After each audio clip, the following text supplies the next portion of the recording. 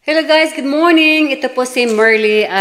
Tayo guys, magpintuhan na muna tayo ngayon tungkol sa pangyayari sa Pilipinas. Kung ano na ang nangyari tungkol sa mga politiko at saka sa administrasyon ng presidente natin sa Pilipinas. Kaya gito guys, napanood ko kasi yung NBI na nag-ano siya doon tungkol sa kaso ni Teves.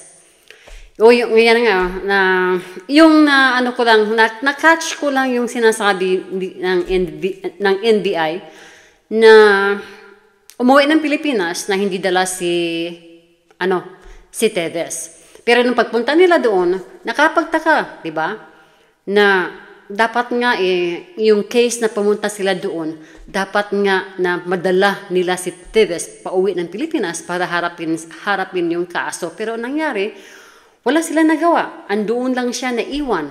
Hindi natin alam kung continuous pa rin ba yung lifestyle doon as a multi-millionaire lifestyle or nasa kulungan ba siya. Pero ang nakapagtaka kung bakit siya iniwan doon na dapat ay pauwiin siya ng lugar na yan. Yung Leste Timor. Dapat pauwiin siya dito sa Pilipinas. Dahil Diba considered alien siya doon Hindi naman siya taga doon At saka considered threat siya doon dahil meron siyang kaso na yung tumakbo siya papuntang country na kasi meron siyang kaso sa Pilipinas. It's a big issue talaga. It's a high profile crime. It's about talagang meron siyang pinatay na mga tao, hindi lang isa mga tao. Kaya nakapagtaka talaga guys na itong NBI na wala nagawa. Parang feel ko talaga yung marinig natin na pumunta yung NBI, nirespeto niya yung request ni Teves na delikado yung buhay niya. Takot siya kaya siya ay hindi pinauwi.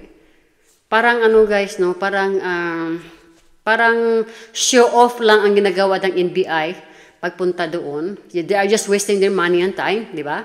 Yun ang totoo Nag-show off lang sila na parang ganito. They have to show to the world or to the people in the Philippines na they're doing their job, to follow the law pero wala silang nagawa, di ba? National investigation sila, Europe investigation. So you mean they have the right, to take this guy kasi nakaharap nila Kaharap nila, na-touch nila, nakita nila, nakausap nila. Dapat dinala na sa Pilipinas dahil kung tutuusin, pwede siyang i-deport talaga dahil alien talaga siya doon Hindi siya nadala. Parang nakapagduda na meron silang mga verbal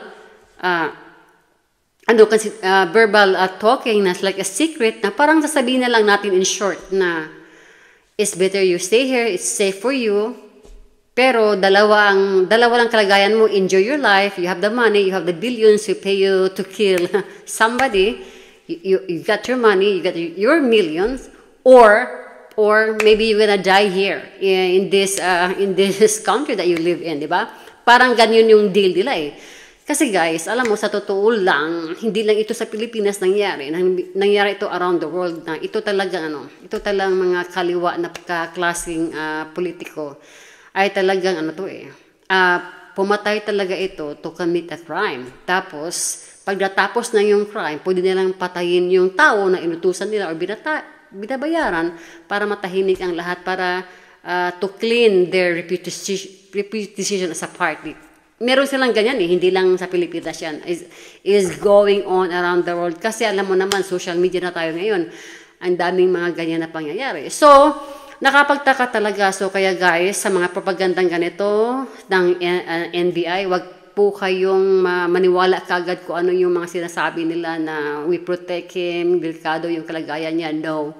This is, itong mga klaseng grupo, at saka yung si Teves ay talagang magkasagwat ito guys. At saka pati na yung country din. Malay mo naman yung country ay binabayaran din or the same party yung country na nag-capture sa kanya doon. So wala tayong magagawa, di ba? Kasi kung the same party sila at sila lang nagkaintindihan, in terms of money, politics, and power, wala tayong magawa dyan kasi hindi ordinaryong tao yan, yung biktima eh. It's a multi-millionaire elite kind of a person. Pero alam naman natin sa takbo ng ang batas sa Pilipinas, pagbahirap ka ay kaya kang sampalin right away, hindi ka patagalin, ay lagay ka pa sa kulungan, di ba? Pero pag most likely ganyan ang mga mahirap mangyayari. It's very easy for them to, to put to jail. Pero pag ito mga mayaman, talagang hindi mo basta-basta pagpera na talaga, tapos kain ka pa sa grupo ng mga elite, tapos parang ilagay natin na save yung life mo. Kaya focus tayo dito guys, huwag kayong magpapadala sa mga propaganda ng mga mainstream media dahil ito ay mga babos lang ang ibibigay nila sa inyo, yung bang mga haka-haka lang. There's no substance of their news and basis, so huwag masyadong go into the social media. Not social media, the mainstream media. Mas maganda pa yung sa social media dahil meron ka pang matutunan. So hanggang dito lang guys, abangan na natin ang susunod na pangyayari kung ano ang next move ng NBI at sana naman yung president natin ay agagawa ng paraan. Halimbawa, baka the next move is law and order. Yung bang batas ang masunod, di ba? Kasi pag batas na talagang umiral, talagang makauwi yan eh. Harapin niya yung kaso niya sa Pilipinas. So, baka merong mangyari na jail time.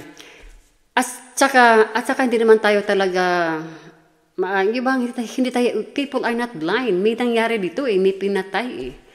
Kung sa bagay, hindi siya mismo ang pumupunta, pero hindi natin alam, baka siyang mastermind. Kaya nga, kailangan niyang harap sa korte.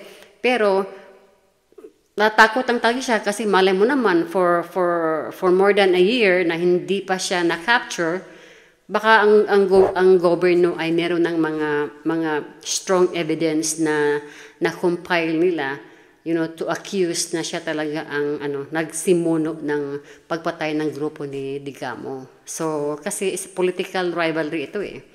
It's about power. So hanggang dito lang guys, at sa maraming salamat sa panood sa video na ito. At saka sisikapin ko na mag-add more content sa video guys dahil talagang napakagulo ang Pilipinas ngayon. Hindi natin alam kung ano mangyari by November kasi election na rin sa Amerika, sa Canada.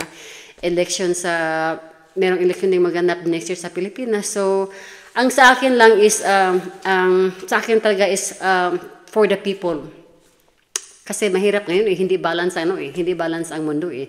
There's more power on the elite or the millionaire or the billionaire people na parang sila yung naghawak ng parang hinahawakan nila yung mga papatakbuhin yung utak ng mga tao, pero they never realize like voters like us, ordinary people, that we are more powerful. Kaya kung magsama-sama tayo at magkaisa tayong mga mamayan, tayong mga mahirap, kung saan man ang rally na you feel the rally is for laban, halimbawa yung laban bayan, I agree with that one guys, to join. Kasi pagkakataon to, there's no other time, there's no other year na talagang this is like millionaires versus the poor. So kailangan magsama-sama ang mga mahirap dahil they need a voice too.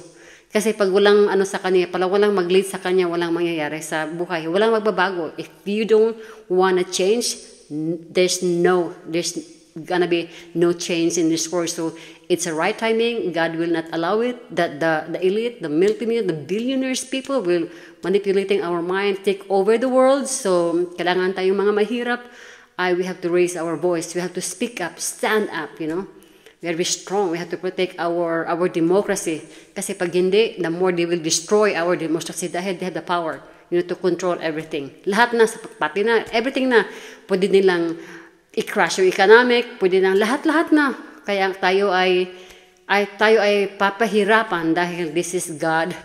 God is for the people, and the evil is for the bribery of money. It's money and power. Okay, hanggang dito lang guys, at sana naman ay magustuhan nyo itong video nito at sisikapin ko na mag-add pa rin ng mga content para ma-share ang konti yung masasabi ko lang, yung my points of view lang about the politics. Thank you so much guys.